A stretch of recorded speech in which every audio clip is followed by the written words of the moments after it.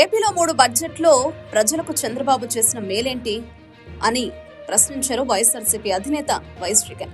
ఈ బడ్జెట్లో కూడా పచ్చి అబద్ధాలు, తప్పుడు లెక్కలు, చంద్రబాబు భజనే కనిపిస్తోందని ఎద్దేవా చేశారు. స్టేట్ రెవెన్యూ పురోగతిలో దేశంలో 23 రాష్ట్రాల్లో ఏపీ 22వ స్థానంలో ఉందన్నారు. అన్ని వర్గాల ప్రజలను చంద్రబాబు మోసం చేశారు అని ఘాటు విమర్శలు చేశారు. వైఎస్ఆర్సీపీ అధినేత వైఎస్ జగన్ తాడేపల్లిలో మీడియా సమావేశంలో మాట్లాడుతూ చంద్రబాబు ప్రజలకు కూడా వరుసగా వెన్నుపోటు పొడుస్తున్నారు. సూపర్ 6, 7 కూడా గాలికి వదిలేశారు. Chandrababu publicity peak, performance week, తప్పుడు లెక్కలతో తన డప్పు తాను కొట్టుకుంటున్నారు. గ్రోత్ రేట్ పెరిగితే తలసరి ఆదాయం కూడా పెరగాలి కదా. తలసరి ఆదాయం పెరిగితే కొనుగోళ్లు కూడా పెరుగుండాలి కదా.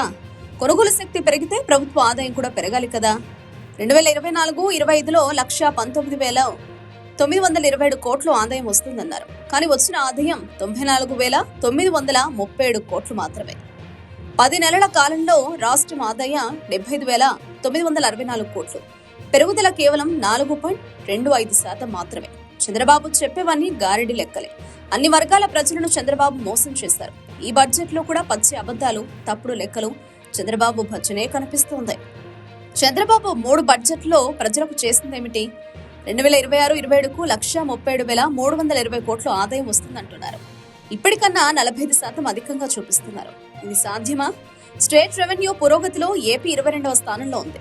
దేశంలో చివరి నుంచి 2వ స్థానంలో ఏపీ ఉంది. చంద్రబాబు అసమర్థతకు ఇది నిదర్శనం. ఆదాయంలో కేంద్రం పురోగతి 9.64% ఉంటే ఏపీ పురోగతి మాత్రం 1.97% మాత్రమే. జీడీపీ, జీఎస్టీపీపై చంద్రబాబు చెప్పేవన్నీ తప్పుడు లెక్కలే. చంద్రబాబు పాలనలో రాష్ట్రానికి ఆదాయాలు రావడం లేదు. మిగతా రాష్ట్రాలతో పోల్చితే ఏపీలో తగ్గుతున్నాయి. రాష్ట్ర ఆదాయాలు బాబు అండ్ కో జేబులోకి వెళుతున్నాయంటూ కీలక వ్యాఖ్యలు చేశారు.